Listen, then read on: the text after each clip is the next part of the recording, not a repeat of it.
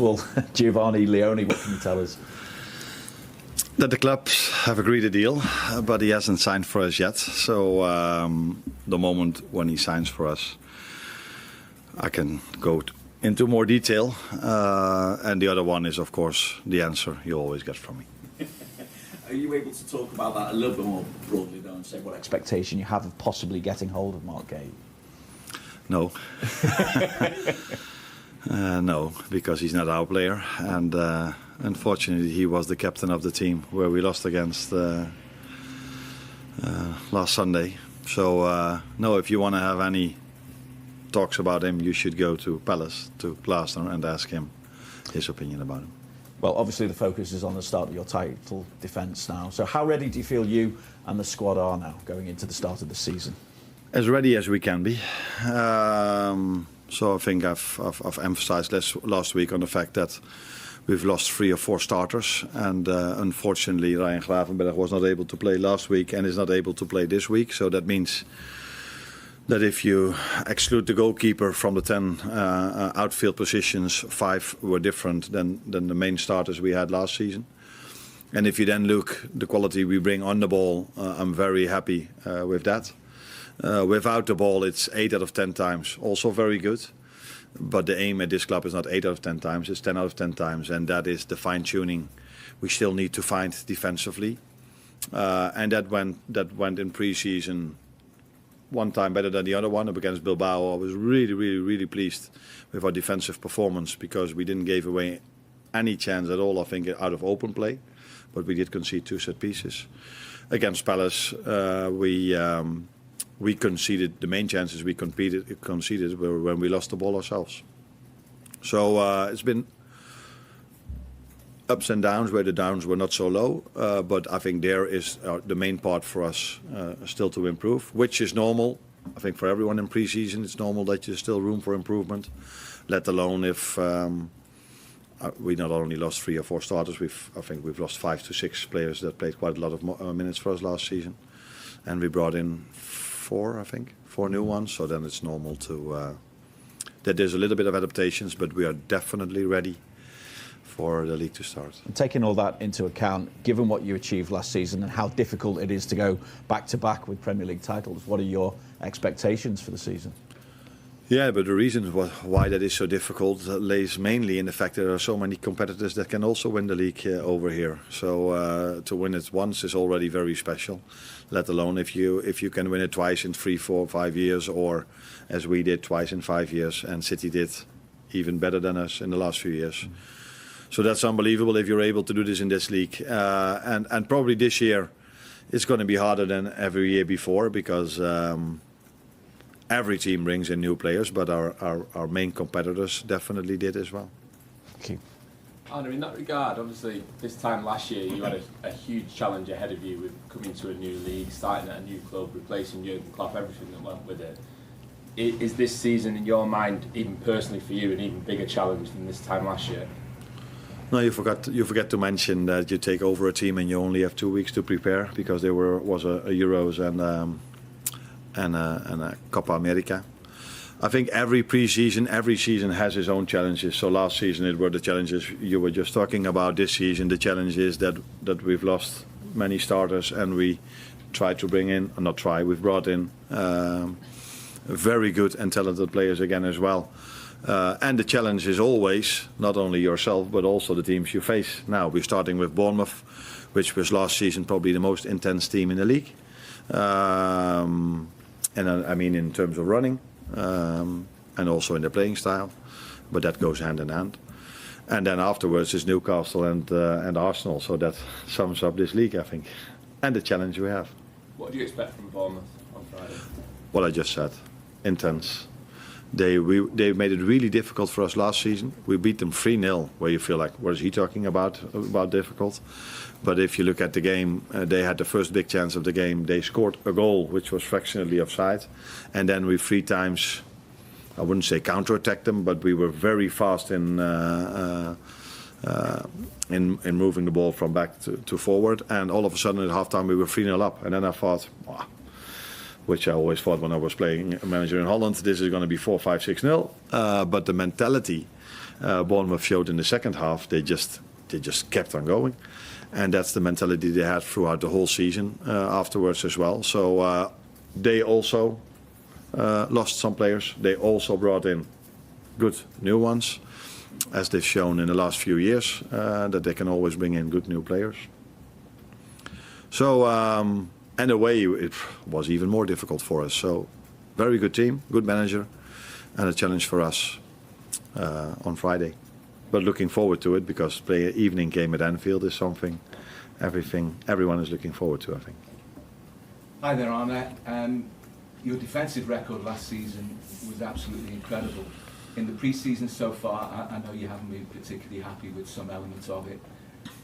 How do you resolve those issues when you're looking for that defensive solidity in front of your back four, when you're going to be without a game the best defensive midfielder in the country? Yeah, and don't forget we missed out McAllister as well, the last part of last season, and he hardly wasn't able to play in our pre-season. Only now recently he's played a few games, played a few minutes. But it's not that I'm not happy about certain parts. I'm telling you just a second ago that the standard here is 10 out of 10. So it's not one or two things we don't do well. No, in general we do all well, but well is not good enough. And there we have to go one step up in certain aspects, not in all aspects, in certain aspects. And then there's also something like I said, against Bilbao, we were really good defensively, but conceded 2 set pieces. And the games before, we also had mixed teams. So then you can also accept a little bit better that maybe timings between players were not as good as when you play the starters that has played so many times together. So there are reasons for it, like I just said, mixed teams, new players coming in, Virgil being sick against Bilbao, Alisson not being there, Maka being injured, Ryan not able to play, and new players brought in. But all of this is definitely not an excuse when we start the league Friday, because we will 100% be ready on Friday. Integrating new players into the Liverpool way of doing things is all part and parcel of pre-season and early season as well.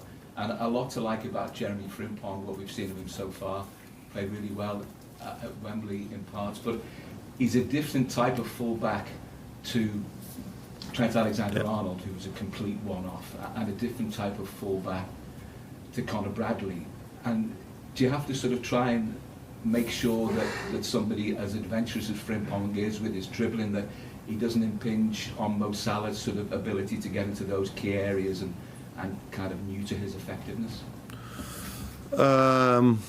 In my opinion, Jeremy and Conor Bradley are similar types, by the way, although Jeremy is maybe better in the 1v1s than Conor is. But I think Jeremy and Conor can both attribute to Mo's outputs, because if you play against these two, you know you have to be aware of these two as well.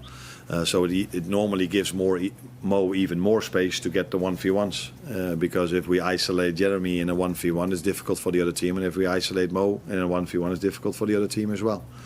So where maybe last season they could give a little bit of more help because Trent was a little bit more behind the ball, which was also dangerous because when Mo brought it back, Trent could deliver one of his famous crosses. So it's different types, but I think both types, and Trent proved it together with Mo.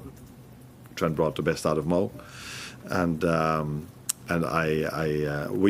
think that that's the same thing is going to happen with Conor and Jeremy, with Mo, in that regard. Thank you. Sven Turner, Sky Germany. Hi Arne.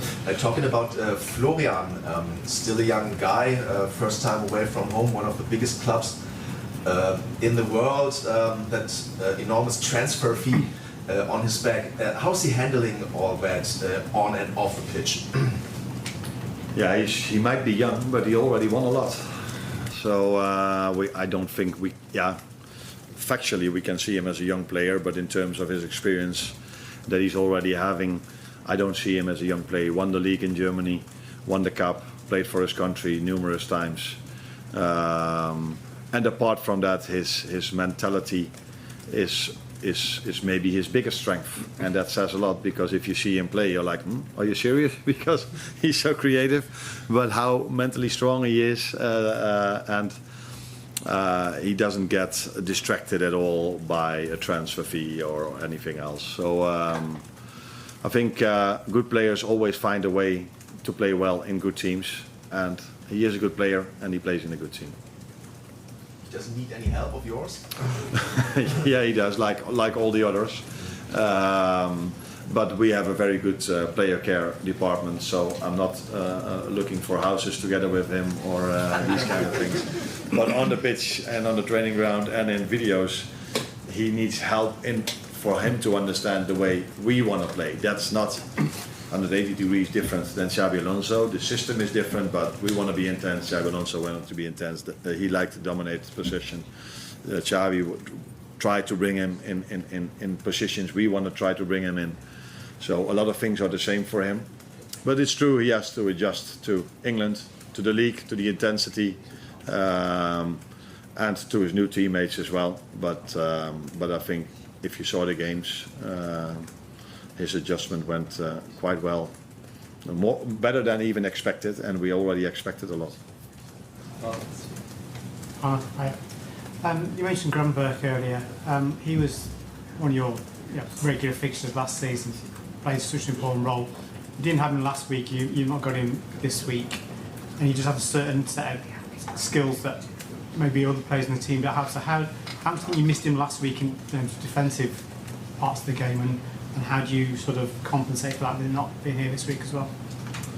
No, I think last Sunday the chances we conceded were mainly because 3 times we lost the ball very simple in our midfield and they could counter-attack us.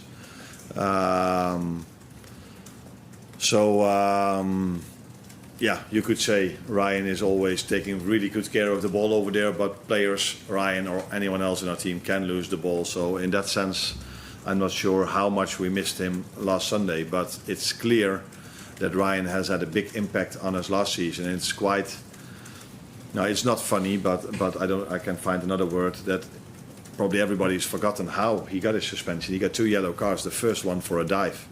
Now, there's one team in the league that is, in my opinion, by far the most honest team when they play. I sometimes blame them that they never try to make from a foul a little bit more, like Cody in the 2-2 we conceded against Palace. He got a push in his back, but he was far too clean. So if there's any one team in the league that is very clean and never dives and never time delays and all these kind of things, then it's us. And we have a suspension now for a player diving where he got his first yellow card for. But yeah, I've said many times that probably the midfield might even be our strongest line when it comes to the bodies we have. Unfortunately, Maka had a bit of a different pre-season than we would like him to have, but he's back fit now. So I still have a choice to make in midfield, even if Ryan is not there.